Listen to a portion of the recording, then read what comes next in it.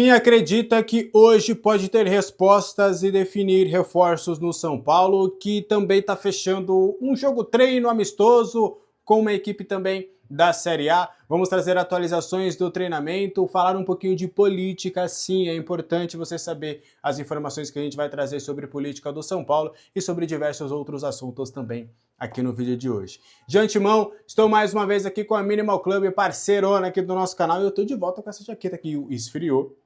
Estou usando novamente, eu tenho ela, eu tenho a preta, eu tenho uma outra marrom, né? Porque o quê? Eu comecei com as camisetas da Minimal Club, mas não tem jeito, pai. A gente começa com as camisetas, né? Só que aí depois a gente quer camisa de treino. Eu tenho uma que eu uso no futevôlei, que eu uso também para treinar, inclusive nesse tempo de frio. Aí vai para calça jeans, aí vai para roupa social. Aí você começa a vasculhar várias coisas da Minimal Club porque você vê que a qualidade é realmente sensacional. E aí eu posso te ajudar nessa mudança aí do seu guarda-roupa com a Minimal Club com o meu cupom Alexander, tá? Tá aí no QR Code, também vou deixar no comentário fixado o link e o meu cupom, só digitar meu nome, Alexander, e tem um cupom progressivo de até 27% de desconto para você. Vambora, vem pro time também da Minimal Club. E bora falar de São Paulo Futebol Clube.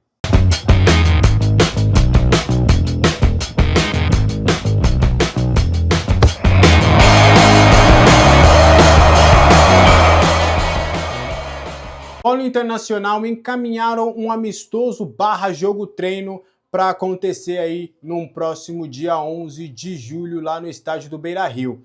O Internacional já tinha fechado 2 amistosos, né? Um deles era contra o Mirassol. Aliás, jogos amistosos não, jogos treino. E aí, o Mirassol teve o seu calendário antecipado, né? Por conta ali da Copa do Mundo e tudo. E ele vai jogar antes ali, por exemplo, do próprio São Paulo, que só joga no dia 22. Então o próprio Mirassol quis desmarcar esse jogo treino para ter descanso e poder se preparar melhor para a partida. E aí a diretoria do Internacional entrou em contato com o São Paulo gostou, até do que eu tenho de informação, em um primeiro momento vai ser um jogo treino, vai ser portões fechados lá no Beira-Rio. Só que também essa pessoa não me descartou. Conforme eles foram evoluindo nas conversas, essa pessoa cravou, e essa é uma pessoa da alta cúpula, cravou que vai ter um amistoso, que eles vão jogar, que vai ter realmente essa realização no dia 11 de julho. Só que a tendência é jogo-treino, porque o Dorival quer jogo-treino, o Dorival não quer amistoso. Então deve ser portões fechados, um joguinho-treino ali, onde vai poder fazer ali algumas mudanças, e o próprio Internacional também já tinha combinado com o Mirassol que seria jogo-treino e não amistoso. Então a expectativa é de que logo logo o São Paulo confirme oficialmente todos esses detalhes, né, ao público, faça uma nota oficial explicando tudo bonitinho, mas ao São Paulo se preparando também para a intertemporada. O São Paulo também deve marcar um outro jogo, um jogo treino. Esse jogo treino deve acontecer mesmo lá no CT da Barra Funda, e aí vai ser com uma equipe um pouco menor ali para fazer testes, para poder variar um pouquinho e para poder também aproveitar alguns garotos também, o Jorge e o Luca, jogadores que estavam lá com o Sub-20 retornaram ali a treinar com os companheiros nesta semana. Então tudo faz parte ali do planejamento do Dorival Júnior para essa intertemporada. Beleza? A Comissão de Ética, enfim, definiu uma data da audiência de Júlio Casares. Vai acontecer no dia 30 de julho. Então não é esse dia 30, é o outro, tem mais de um mês ainda. A representação foi encaminhada no dia 13 de abril e só agora tem a audiência marcada. Acordou, hein, Comissão de Ética? Bom dia, viu, Comissão de Ética? Bora trabalhar, né? Tem Casares, tem Dedé, tem um monte de gente ainda para vocês resolverem. Vamos trabalhar, né? Tá, é bom, um pouquinho trabalhar, né? Abril, hein? O impeachment foi no dia 30 de janeiro. Abril começou. E vai ser só dia 30 de julho. E aí a tendência, né, é que todo esquema, se não acontecer nenhum adiamento, por exemplo, do Belmonte acabou adiando. O prazo foi estendido. Se não acontecer nada, né, se nenhum prazo, nenhum atraso, ele deve ser, a votação poderia acontecer lá para agosto ou até setembro. E lembrando que o impeachment foi em janeiro, e só agora que eles estão resolvendo toda essa questão. Falta de documentação, né? Pelo menos foi a alegação, né, das pessoas com quem a gente conversou, não, tava faltando documentos ali, tudo. O Assis, inclusive, um ponto importante, o Assis basicamente deu a chave para a Comissão de Ética e falou, pode entrar aí, pegar qualquer documentação. E isso facilitou também nessas tratativas do Casares, do Belmonte também, porque a alegação da Comissão de Ética era de que também o Rui Costa estava, eu não diria atrasando, mas se fazendo valer dos contratos de contratos confidenciais, de que não era obrigado de maneira estatutária a entregar as documentações, para não entregar realmente tudo que tinha direito. E aí agora o Macis deu aí essa chavinha para que toda essa documentação for entregue. Agora vamos aguardar as cenas dos próximos capítulos para entender se de fato isso vai acontecer.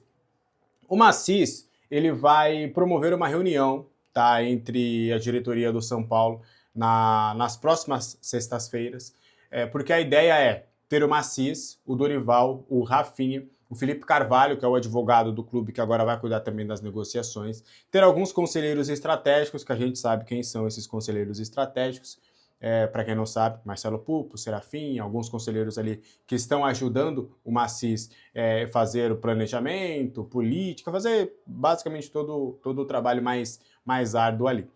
E aí a ideia é promover isso para sempre ter um debate de ideias, apresentar o que eles planejam para a sequência da temporada, conversar, ter esses encontros justamente para sempre fazer de uma maneira estratégica ali o objetivo de você realmente ter um norte, um caminho.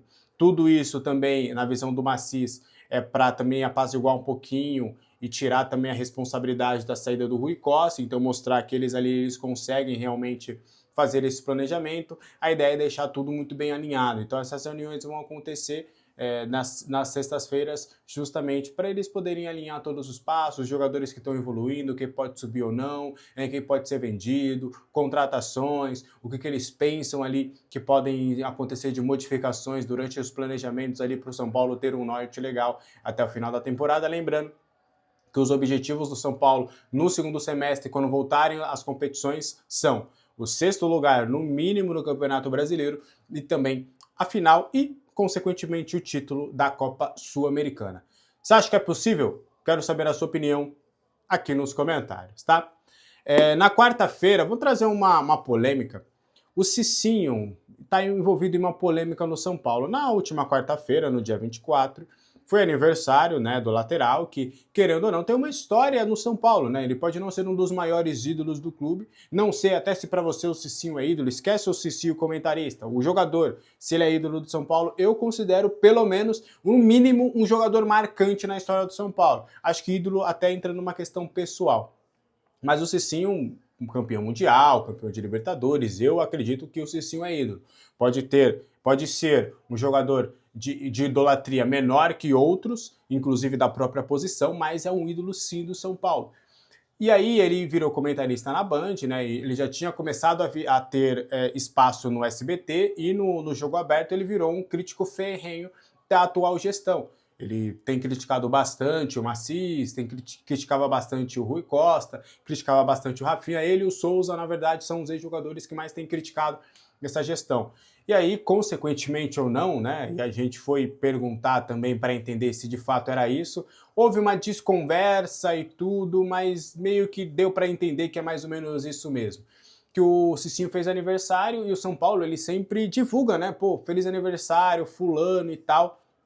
E o Cicinho não teve essas felicitações do aniversário dele na quarta-feira, muito porque ele tem sido esse crítico à atual gestão. Acho triste, porque aí você, né, não consegue separar um pouquinho do que foi, mas o Cicinho, querendo ou não, tá chateado com isso, né? Mas enfim, vida que segue. O São Paulo, por exemplo, no mesmo dia anunciou o aniversário do Jean, aquele ex-lateral, volante também, que jogou do São Paulo, revelado pelo clube, inclusive. E que eu gostava bastante, inclusive.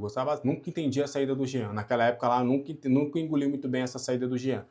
E aí o Jean teve as suas felicitações e o Cicinho não. Acho que é uma mesquinharia, sabe? É algo tão pequeno. O que custa por um cara que fez tanto pelo São Paulo, mesmo agora ele sendo um crítico ferrenho? Acho que tem que separar as coisas também. Se estivesse fazendo tudo certinho, não teriam as críticas que tem também. Essa que é a verdade. Mas enfim, quero saber o que você acha aí nos comentários, tá? Antes de eu trazer as outras informações, só quero agradecer 3 pessoas, que foram pessoas que na última quinta-feira fizeram um Pix aqui para o canal. Você está vendo aí que está sempre nos vídeos rodando o QR Code, para você querer escanear, abre o aplicativo do seu banco, escanear, área Pix, escanear, e aí você põe qualquer valor ali para contribuir com o nosso canal, e também embaixo está a chave Pix, que é o alexandrevieirajoin@gmail.com.